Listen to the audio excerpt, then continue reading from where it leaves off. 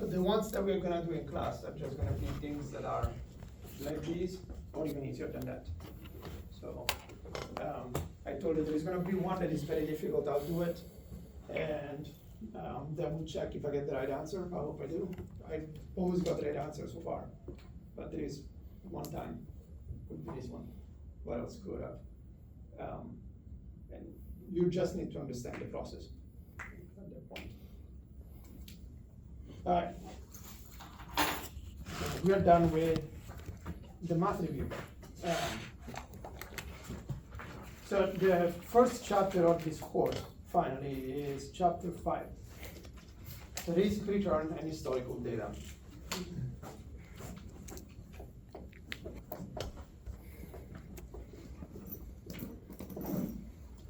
think I'm gonna sit up on the second row next time. To get a better view. Yeah. Yeah. I might, but I'm blind. So, the first thing is, how do we compute the holding period return of an asset?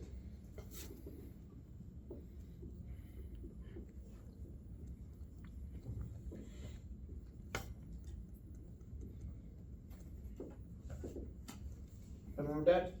I buy a stock at $10, sell it for 15, and collect a $3 dividend. Can you compute the return of that? You look at the price change, add the income, and divide it by the initial price. So, the return times T is equal to the current price, subtract the price before, add the dividend, divided by the price before. Yeah?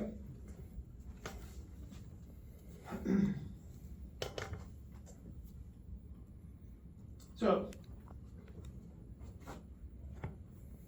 let's suppose that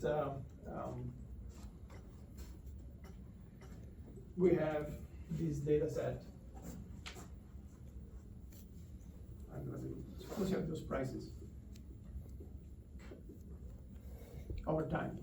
So this is the current. This is last month, 2 months ago, 3 months ago.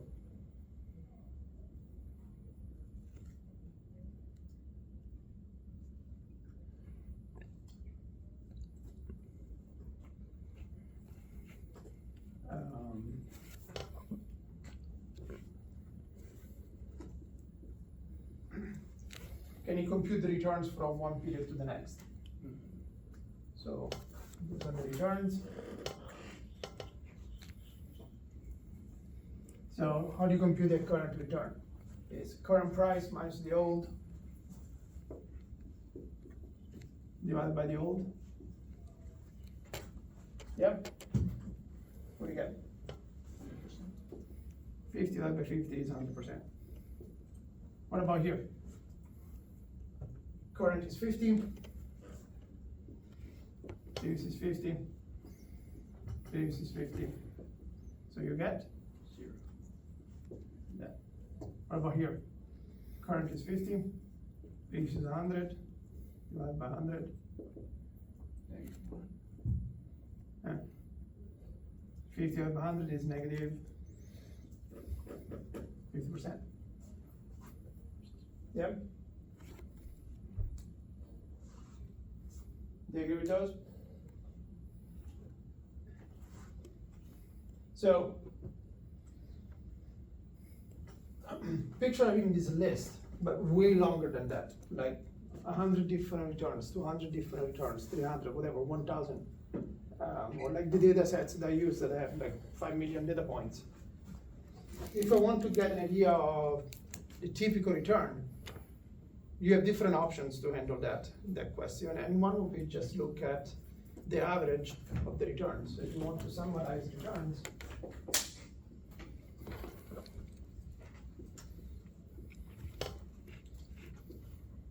you could take the average.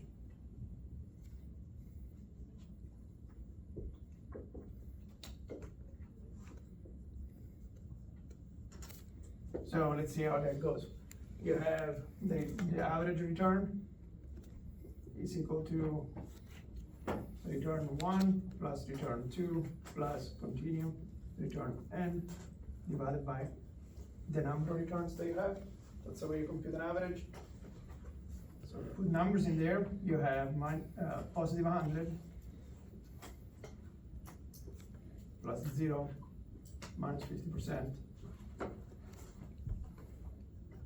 divided by 3. What do you get?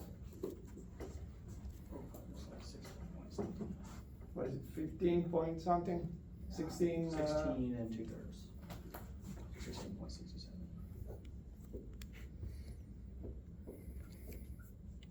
So according to this, the way you would interpret that is, on average, by investing $100 at this point, I earn an average of 16% return per year. Is that correct? You started that time too, you would have made. You start with 100 and you end up with how much? 100? So did you make any money? So what is your actual return? 0. This thing is telling you the average return is 16%. Definitely incorrect. So this is biased. A biased way to summarize returns, especially if you want to use it to do some type of prediction. So there is another way to summarize them, and a better way, and it's geometric mean.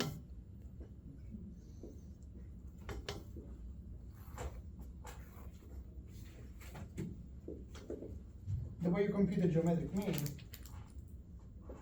is by looking at 1 plus the first return times 1 plus second return. You continue like that with the sequence of products all the way to the last return. Then you take the nth root of the whole thing and subtract 1. So, a better way to write that is kind of cool, or more convenient, is the product of 1 plus Ri, where I takes values from 1 to n, and then you take the nth root of that minus 1. So you'll see like that in the textbook. Okay. Clearly more complicated than the other approach, but turns out that this is accurate. So let's apply it here. An example that I have there, you have the geometric return is 1 plus, the first return is 100%, times the second return is 0%,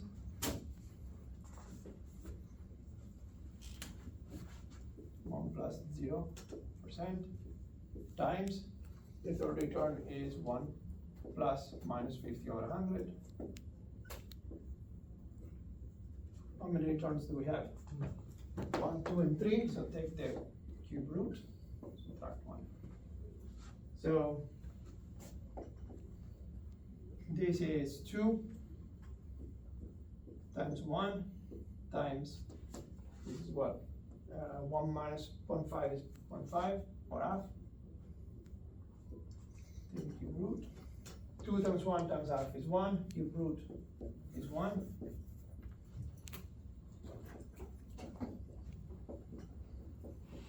Zero.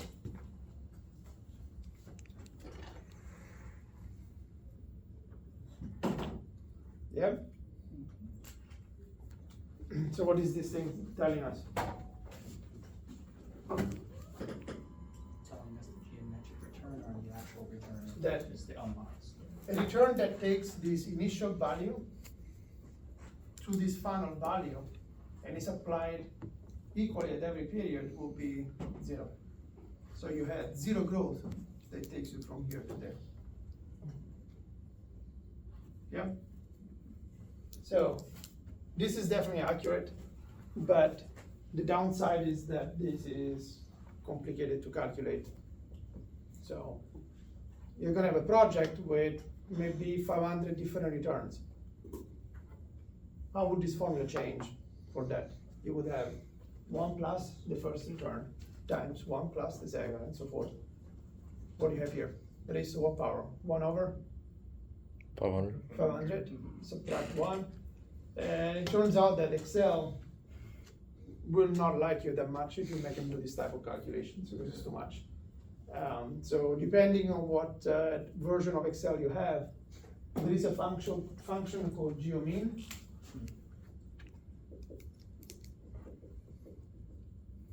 So here in there you put a series, and then it tells you this number right here.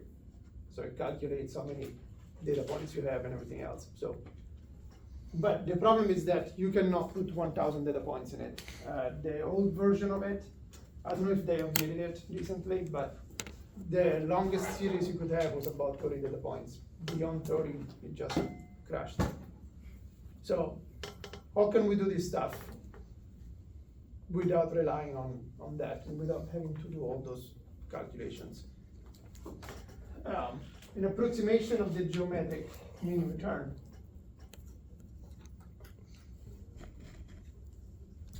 can be approximated by averaging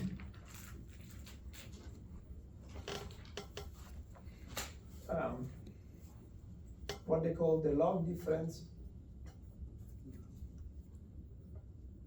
of prices. So, the way you calculate this 1 plus R1 can be approximated by the log of the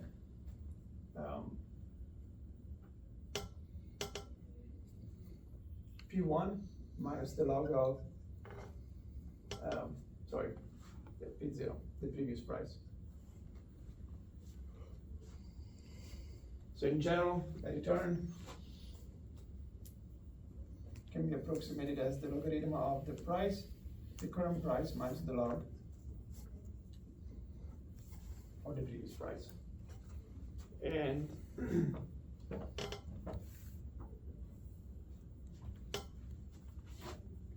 then you can just do the average of those guys. So your RG is approximated by the average of the returns computed with logs. So if you compute the returns this way, each return is going to be off a little bit compared to the HPR, but it turns out that if you do their average, the average returns computed this way will be equal or very close to the value RG. That way, computationally, you're just doing an average. So you don't have to do the products and groups and stuff like that. So once you're gonna start working on your projects, this is the way I want you to calculate the returns. And when you do that average, you will not have this guy, but you will have an approximation of that guy. You're gonna be far more accurate. You're not gonna be exact, but close enough. Okay? So all the research in finance basically, we use relatively long data sets, uses this approach to calculate the returns. Yeah. Questions? So we covered this in finance, in investments, right? This part right here. So this is just a review, I'm just going kind of fast. This probably you've never seen it. This is probably, I don't think I covered that in investments.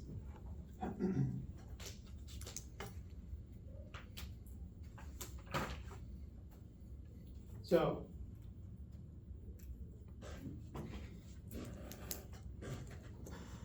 So this is the way we estimate the returns of a data set. And if you want to figure out what is the characteristic return of the set, we can use one of those tools. Sometimes we have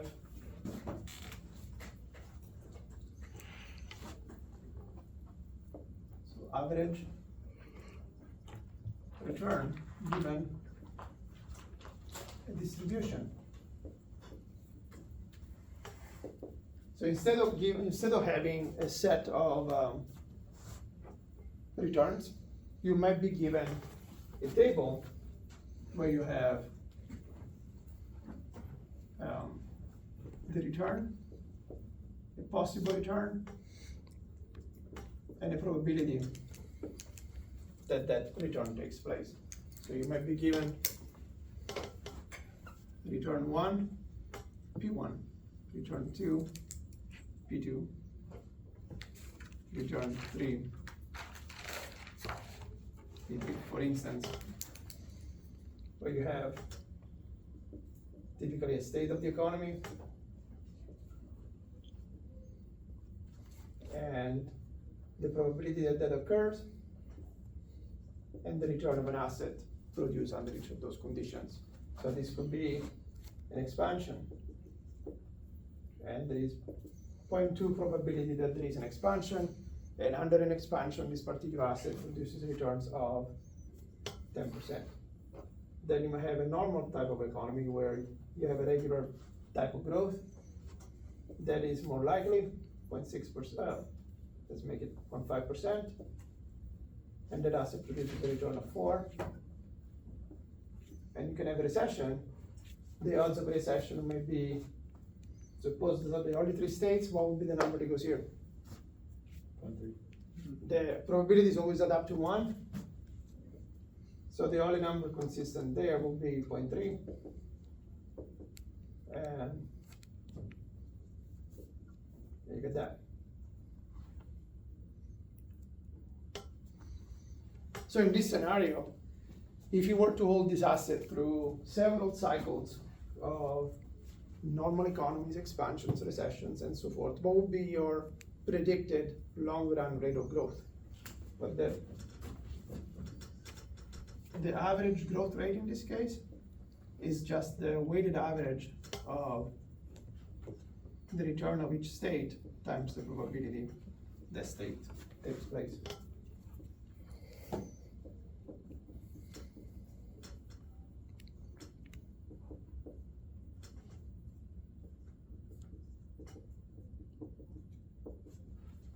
Like that.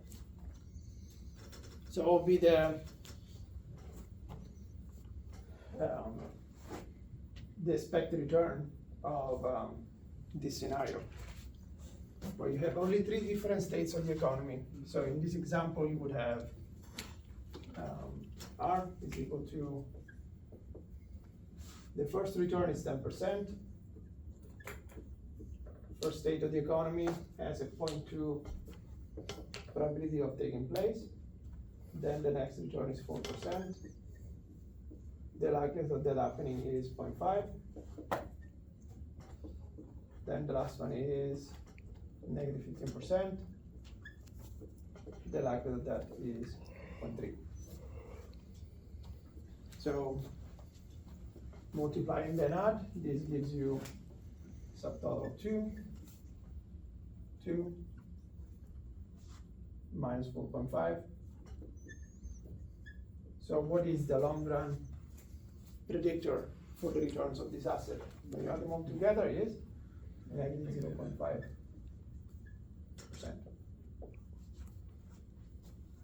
Yep. Questions?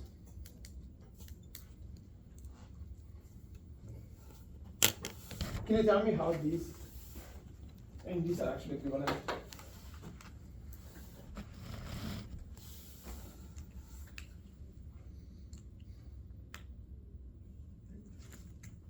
Look at this set, right?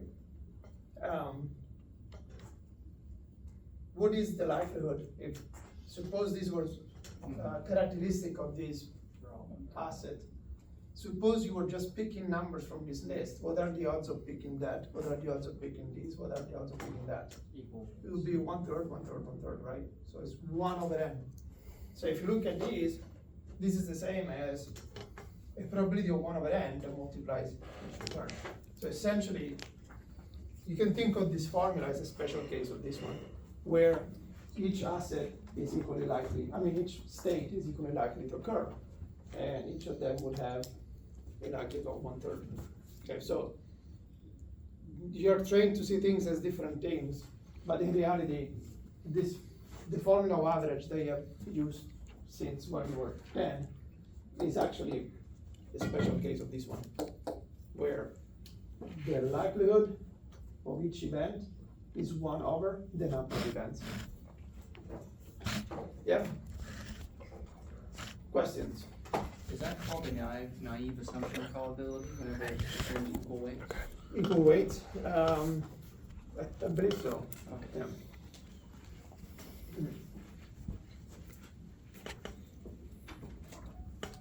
So what is the distribution of something like that? It is equally likely to occur. Remember, there is an name. Oh, the distribution. The name of the distribution where every outcome has the same likelihood of taking place. Starts with a U, ends with an M. Oh, uniform. The uniform distribution, yeah. So implicitly, when you're doing this calculation right here, you're technically doing this one, but for a uniform distribution. Okay? All right.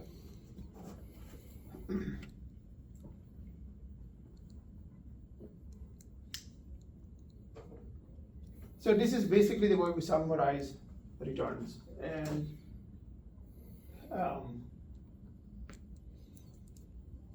one more thing about returns is to compute their spread. Yes? Sorry, what's the word in parentheses next to geomean? Geomean over here. So this is the Excel command to do that. But it can be of limited value. Because you cannot use a very long series in there, it will crash. So why do we care about the spread of returns? Conceptually, what is the spread of returns linked to? Risk, right? So if you want to make a forecast, you won't be able to predict the outcome of things in a way that is reasonably accurate. And the more scattered the possible outcomes are, the more difficult it is to make a distribution. So to make a forecast. So in finance, we said, well, there is a link between how different the possible data points could look like in a set, and the difficulty of forecasting. And so there is it's almost direct connection between the spread of data and risk. So how do you measure the spread of data? There's a bunch of different ways, but the one that we have seen in the past is to measure standalone risk.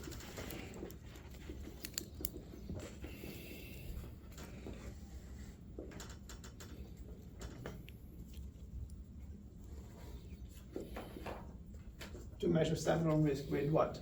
What was the measure that we used for the spread of returns?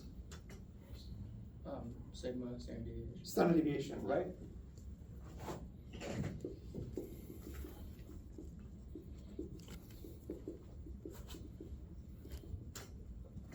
Yep. So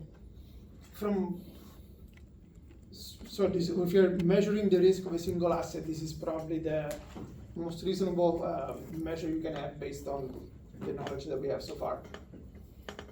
And what do we know about the standard deviation, so the spread and the risk of an asset that always produces the exact same returns? Something that produces always the exact same returns, is it difficult or easy to forecast? Easy. If the returns are all the same, the next one is likely to be the same as the ones that you produced, right? So this is almost like trivial forecast. So the good thing about this measure is that for a risk-free asset,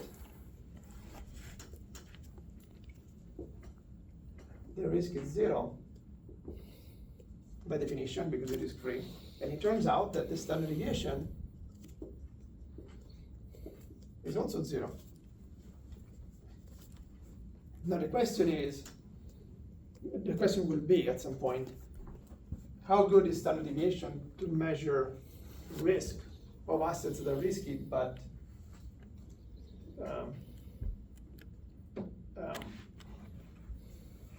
they have a relatively high level of risk? And will the shape of the distribution of those returns have an impact on how good standard deviation is to measure risk? Because in finance, we do care about the accuracy of forecasts, but suppose you were to forecast that an asset produced a return of 5%, that was your forecast, 5%, but in reality it produces 3. Would you be upset or happy? You were expecting 5, you're getting 3. I'd be a little upset, 'cause it's not. I would not be happy because I got less than what I forecasted, right? But what if that asset produces a return of 7 instead of 3? Yeah. It's good. So being off in a forecast is not the same whether you're off in defect or excess. And standard deviation will not be able to capture that. So in order to get a better understanding of why, let's review how to calculate standard deviation. So sample standard deviation is equal to,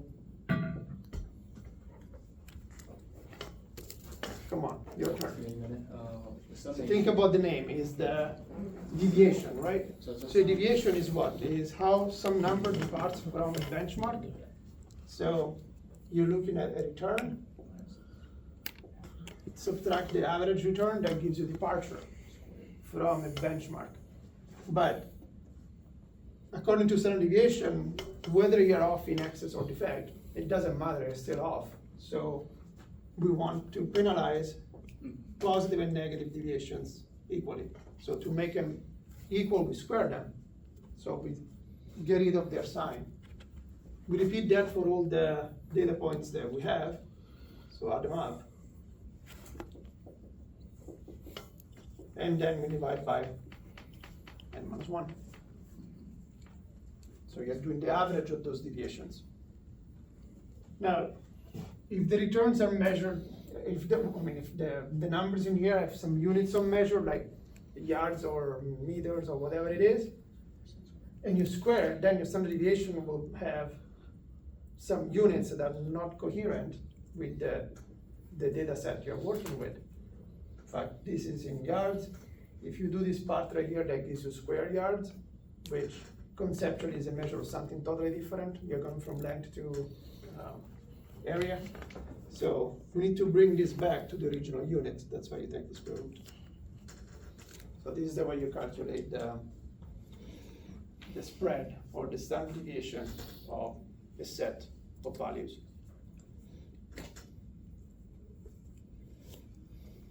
So how does it work? Well, let's pick this data set here because we have it. Example.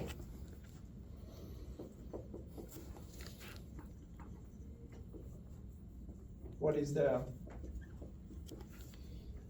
standard deviation of 100%, 0, and minus 50?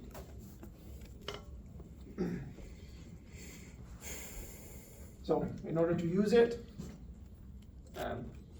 maybe make a note here. This is where R bar is the average of the returns.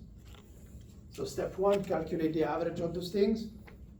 So compute R bar,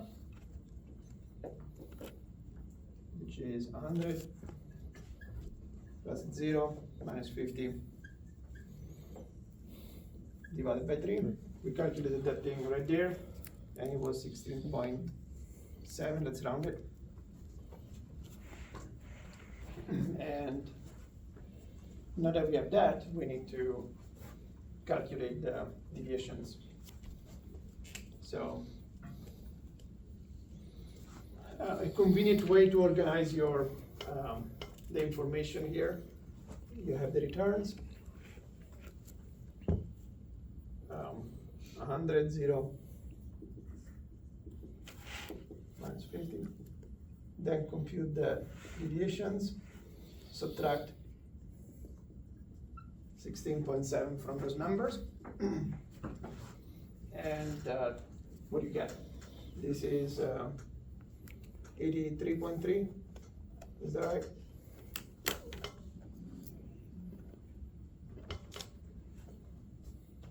I don't know, to make me do math right now, I'm so hungry. Yeah, it's 83.3. Okay. Then this is minus 0.167 minus 0.0667. Is that right? I got. Oh wait, whoopsies. So I'm taking Yeah. 1 minus that, Yeah, that's 0 right. minus that, and then 0.5, minus 0.5 minus that. Yeah, so that's right. Yep. So now we have those things. We have calculated the inside of these parentheses, now we need to square them.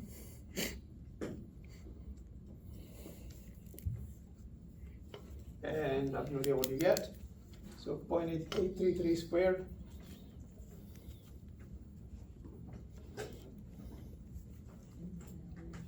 It's 0.694. 0.694. Then minus 0.167 squared, 0.028. 0.28, Oh, 0.028. 028. Then 0.667 squared. 0.445.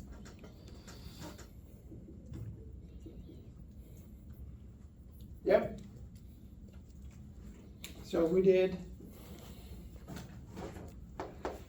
the deviations, we squared them, and then the next step is to add them up. So if you add all those numbers together, what do you get?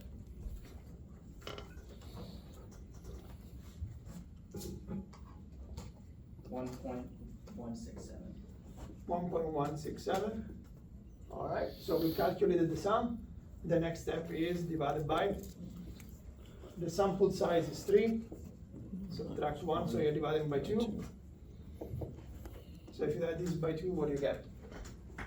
0.584. 0.584. 84. So what this guy is inside of the brackets. The next step is take a square root.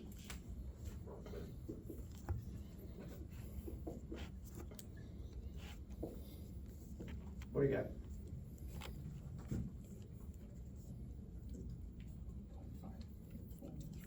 0.764.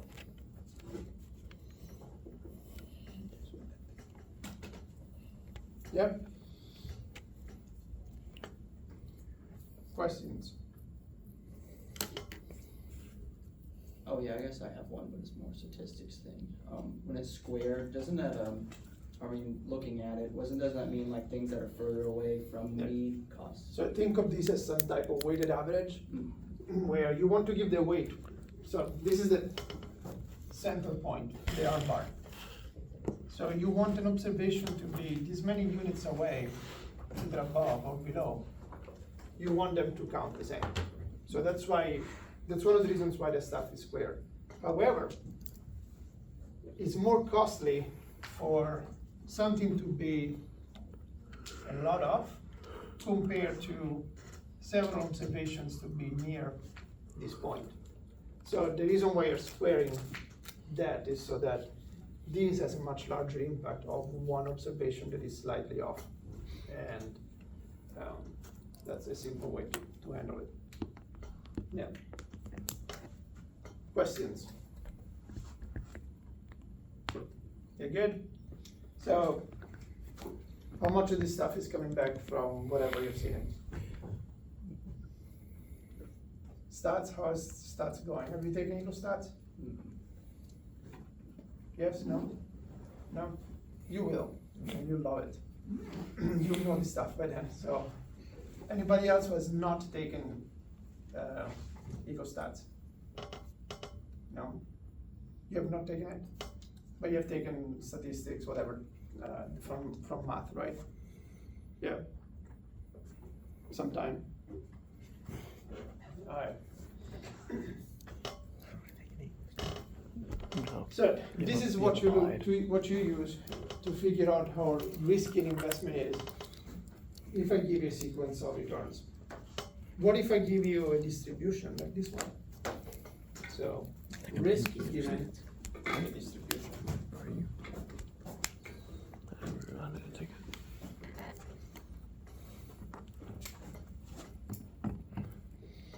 So standard deviation, actually, let's be more specific.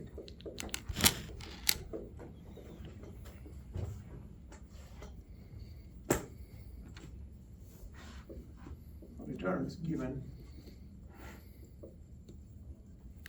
their distribution. So here I give you different states of the economy, different forecasts for the returns, if that state persists.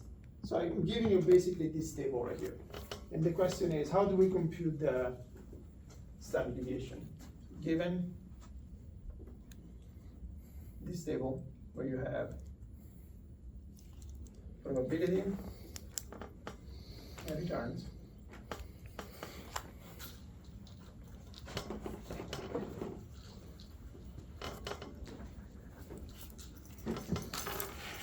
Can you tell me what is the standard deviation?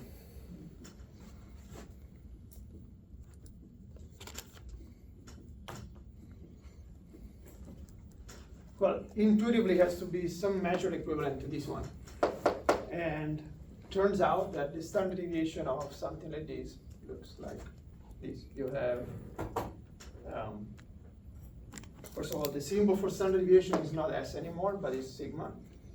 And it's given by the sum probability each return minus the average squared, square rooted. So what are you gonna do here? You have probability of the first outcome times the return of the first outcome, subtract the average return, compute it like that, square that, and then add the same type of product all the way to the last scenario.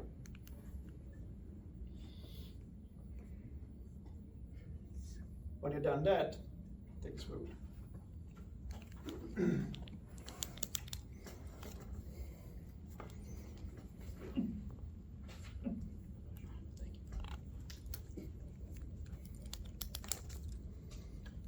Yeah.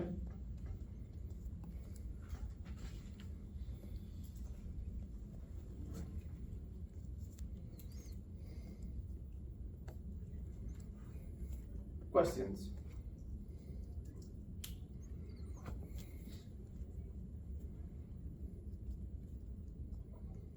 No? You're good?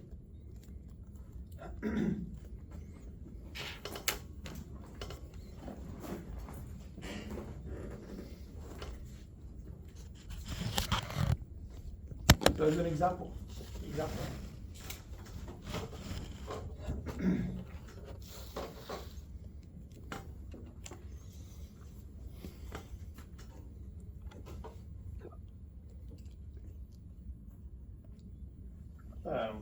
Compute the risk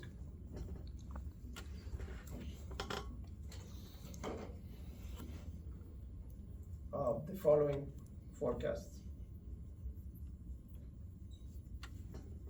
So again, we're looking at forecast about the behavior of an asset, and we're looking at the universe as possibly having two different states. So this is the state of the economy, the probability that that happens, and then the returns of the asset in each state. So you have expansion, normal conditions, and a contraction. So the likelihood of an expansion in this case is 0.2, 0.5, 0.3. The returns under an expansion are 20%, 10%, minus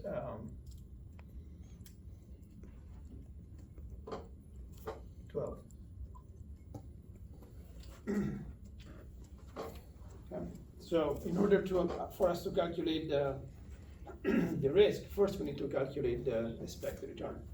So calculate our bar, this weighted average of the returns weighted by the probabilities. So the first probability is 0.2. First return is 20%.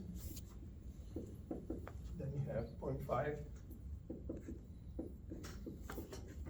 10, then 0.3, and negative 12. Yeah.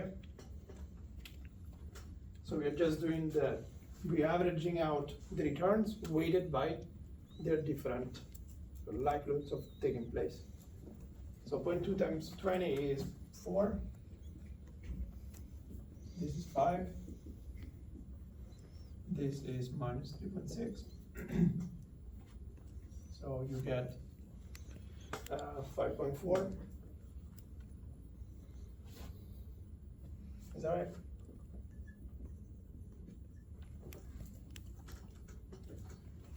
Check my math.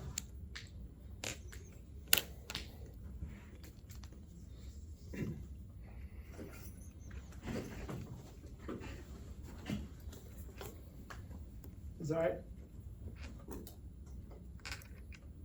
Come on, let's use your calculator. Quick. Yep. Alright. So this is the expected return. So if you were to invest in this asset and you were to hold it through a bunch of different cycles of expansions, contractions, and whatever else, you can expect to get a growth of about 5.4% per period. What is the risk of this thing? So to find the risk, let's do the table. I mean, for this, we don't need a table. Sigma is equal to the first probability, which is 0.2, times the first return, which is 20, subtract 5.4 squared. Then you have 0.5,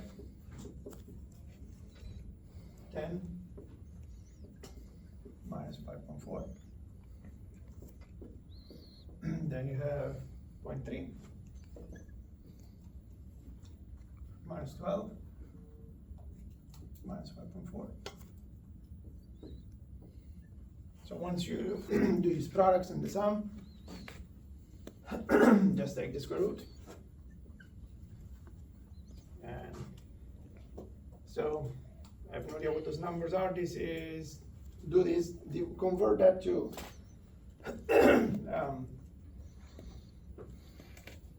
if you don't like percentages, you can convert to decimals.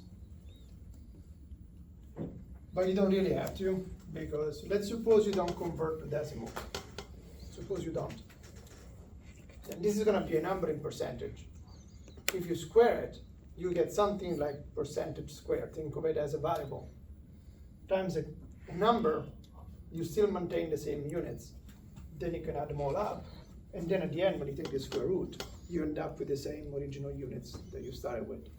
So if you keep those numbers as percentages, then square that, multiply by that, and then add them all up. And then you take the square root, your answer is still gonna be in percentage. Okay? But you have to be consistent. You cannot just do this in percentage and this in decimals. You have to be consistent all the way through. So in this case, this would be 20 minus 5.4 is what? 14.6, 14.6 squared, whatever it is, it's gonna be a large number, times 0.2, write it down. The units are percentage, but percentage squared. Do the same thing here, do the same thing here. And then at the end, when you take the square root, your answer is gonna be some number, its units in percent. Okay? So what do you get? 12. You got 12% overall? 12 even or 12 something? No, mine is at 12. Yep, 12.001. so very close to 12, actually, 12%. Yeah? Questions?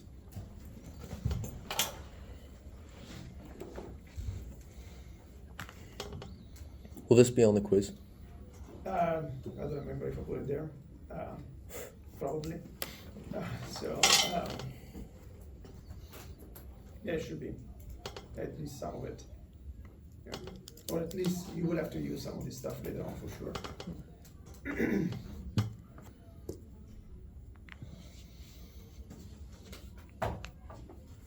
So one thing to, upon notation, when you're making a forecast,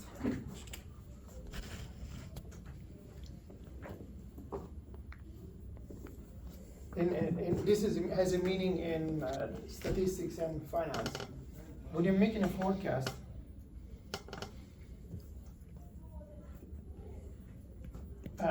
you're basically predicting something that is called an expected value.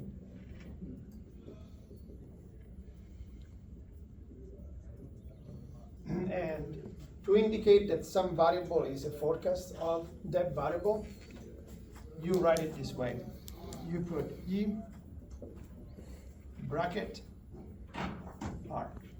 Oh, close bracket. So this means expected value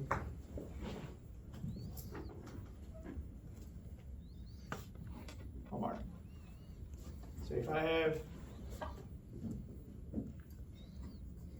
these,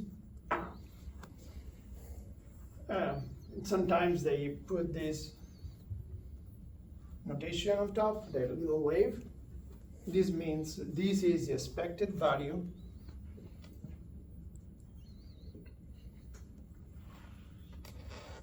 of W, and the little notation here, the little wave, signifies that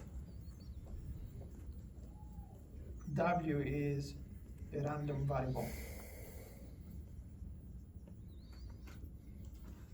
So you will not see that notation all the time, but sometimes you will. The only way it makes sense to make a forecast if you're dealing with a random variable. If you're dealing with a deterministic value that always takes the same number, then the forecast makes no sense, right? So mathematically they should write that in here, but then sometimes they'll omit the little wave.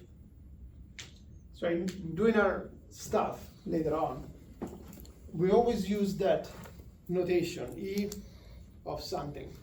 Now, many times the way we make the forecast is by using averages of past values, but it's just a simple way of making forecasts, assuming that the variable will take values that are similar to the one that the variable produced in the past. So we're assuming that whatever is generating those returns for an asset will be responsible for generating them in the future, and that structure is not going to change. So one thing that I want you to remember is that when you're making a forecast, using the average of past values is not always appropriate. Is by far the most naive way of making forecasts. There are ways that are much more sophisticated than that.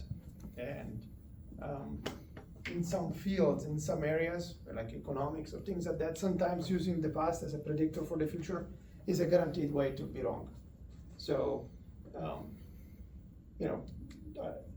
one thing that you need to get out of this is that for convenience, in many cases, we will use the average of past value as the way to make forecasts, but we do it just because it's easy, and there is no guarantee that that has any practical value in forecasting. We just do it because of its ease. Questions? So where are we going with this thing? If you look at how returns are distributed, so if you look at a sequence of returns over time,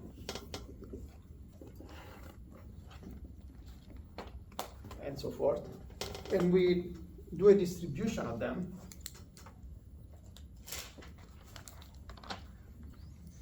By construction, the distribution will have an average and a central value. So there will be a number that is sitting in the middle of that thing. However, what if in reality the distribution of returns is not like that, but it's like this? So if you remember from Finance 3333, we talked about standard deviation as a way to measure risk, because kind of measure the width of this distribution is linked to that. But if you had to pick an investment, and I tell you that the standard deviation, so the width of this distribution is some number, and I compute the risk of another investment, and it happens to have the exact same standard deviation of investment A. So A and B has the exact standard deviation as measured by that. Given that information, which asset would you invest in? Given that you already know the risk of that asset, would you have a preference between asset A or asset B? If you already know the number. Yep. And no returns, we didn't know information about returns, but let's assume they're identical. So would you be able to tell me which investment is better if you already know this number right here? From the risk point of view, they are identical, they have the exact same risk. So I wouldn't be able to figure out if one is better than the other. But what if I give you the distribution of asset A and asset B? And what about there is an asset C? What's the difference between the distribution of A and B? B is right tail. A is more consistent in the So standard it's symmetric, deviation. right? Yes. It's symmetric, whereas this one is leaning on one side. So let's suppose this is the middle of it. Oh, sorry. Suppose this is the average.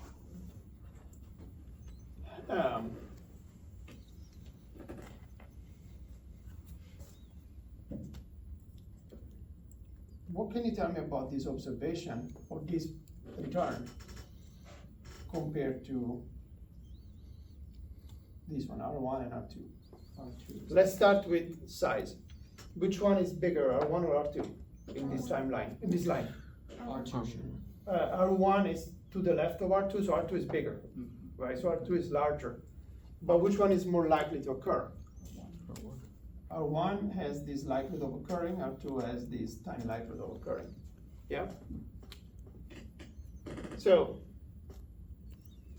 when we deal with measurements of risk, the fact that one particular return can take place is useful to know up to a certain point. You also need to know how likely it is that that observation takes place.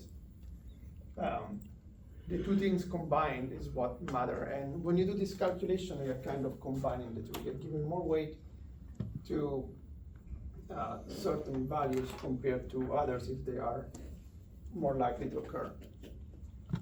We'll see on Wednesday that if you use standard deviation to measure risk, but you're dealing with a distribution that is skewed, so it is leaning one direction or the other, then you might end up either overestimating the downside risk, which is the one that matters, the one that hurts you, or you might be underestimating it. So by looking at this number, without knowing the shape of the distribution, you already know how wide the distribution is, but you don't know if very bad outcomes are highly likely or not very likely. So we're gonna go to the next, we're gonna clarify that a little bit more, and then I'll give you different measures of risk other than risk and standard deviation, and other than standard deviation, that are more appropriate for distributions like that. That's it, right? That be done. See you on Wednesday. So for that